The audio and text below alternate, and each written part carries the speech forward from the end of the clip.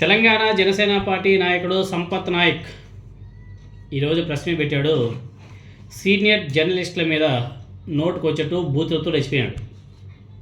Special చెప్పారంటే పాసం యాదగిరి అనే సీనియర్ జర్నలిస్ట్ మీద తీవ్ర స్థాయిలో నోరు పారేసుకోవడమే కాకుండా అసభ్యకర పదజాలంతో బూతుల పురాణం అందుకోవడం ఇప్పుడు తెలంగాణ రాష్ట్ర వ్యాప్తంగా పెద్ద దుమారమే రేపుతుంది. జనసేన పార్టీ నాయకుడి ప్రవర్తన మీద ఆగ్రహం వ్యక్తం చేసినటువంటి జర్నలిస్టులు ప్రెస్ మీట్ జరుగుతుండగానే ఒక్కసారిగా అందరూ కూడా తిరగబడ్డారు. ఒకవైపు పవన్ కళ్యాణ్ సంస్కారవంతమైన రాజకీయాలు చేస్తామనేసి చెబుతూ వాళ్ళ నాయకుల్ని ఈ విధంగా రెచ్చగొట్టి సీనియర్ జర్నలిస్టుల మీద నోటుకొచ్చేట్టు బూతులతో తిరుగుతుంటే ఈవెన్ పవన్ కళ్యాణ్ గారు కూడా ఇప్పటివరకు స్పందించకపోవడం దుర్మార్గం అని చెప్పేసి తెలంగాణ సమాజం మొత్తం కూడా దుమ్మెత్తిపోస్తుంది.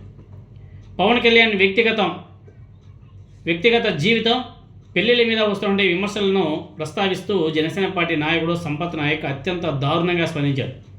అరే పాసం యాదగిరి, నీ బాధ ఏంద్రా ఈ పెళ్ళిళ్ళ గోల, ప్రతిసారి ఈ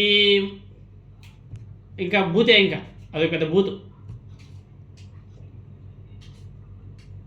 బాయ్ బాగా చెప్తున్నా, ఏంద్రా మీ బాధ అని చెప్పేసి అత్యంత దారుణంగా బూతులు తిరుగుతూ రెచ్చిపోయాడు. ఒక సీనియర్ జర్నలిస్ట్ అయినటువంటి ఆ వ్యక్తిని ఉద్దేశించి మీడియా ముఖంగా ఇలాంటి అసభ్యకరమైన పదజాలం వాడడం ఎంతవరకు సమంజసమో ఒకసారి ఆ జనసేన పార్టీ నాయకుడు తెలుసుకోవాల్సిన అవసరం కూడా.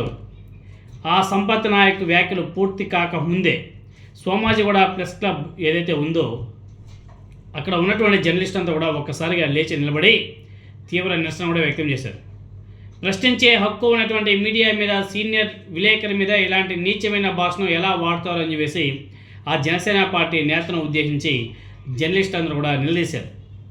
ఈ క్రమంలోనే అక్కడే ఉన్నటువంటి మరో జనసేన పార్టీ నాయకుడు సాగర్, ఆయన సీరియల్ కూడా యాక్ట్ చేస్తుంటారు.